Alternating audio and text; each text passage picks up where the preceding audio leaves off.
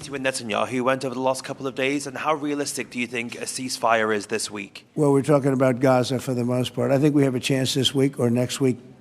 Not definitely. There's nothing definite about war and Gaza and all of the other places that we all deal with so much. But there's a very good chance that we'll have a settlement, an agreement of some kind this week, and maybe next week if not.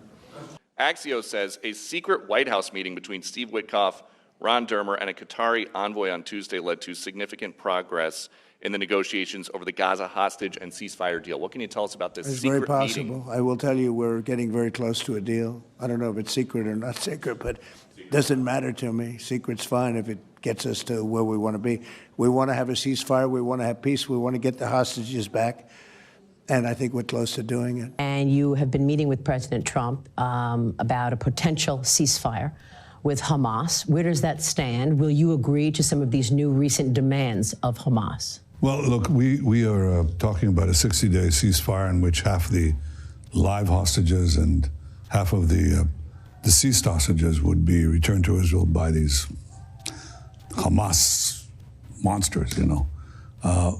And yes, I think we're getting closer to a deal. I think. Would you be poised to agree to some of those demands, such as the UN back in charge of humanitarian food distribution? Well, among them, but we have our own distribution system that has been established to prevent Hamas from stealing the food that is supposed to go to the population. They steal it, they take it for themselves, and the remainder they hike the prices and basically extort the Palestinian population in order to use it to continue recruiting people to their war machine, so their terror machine.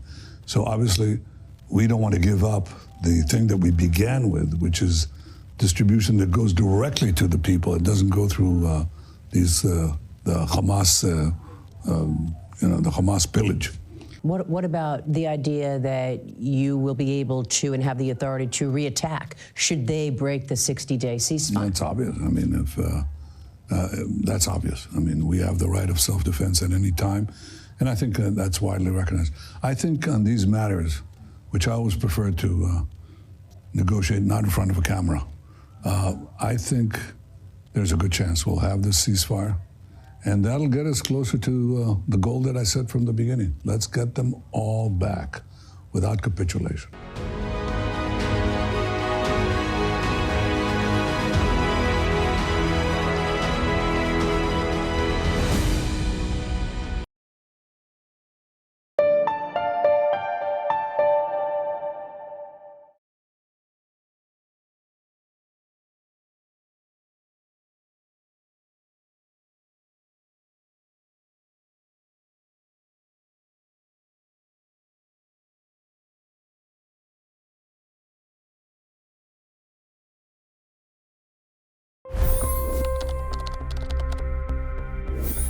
$25 crore गरीब गरीबी को परास्त करके बाहर निकले।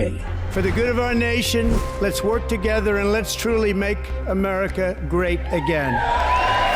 The fastest news breaks. Requested PM saying that we will have to speak to Putin and to Zelensky. The biggest newsmakers. The relationship with India is probably the most important bilateral relationship the U.S. will have for the rest of this century. The capital delivered quite an election result today. Expert analysis. The million-dollar question today is how to stop this dance of death. Ground reports. I'm standing at the crossroad of the Kumbh Mela. Behind me are more than 100 entry ghats. Long-form interviews. Exclusionary politics is reflected in Manipur case as well. You don't bother because this is a small state.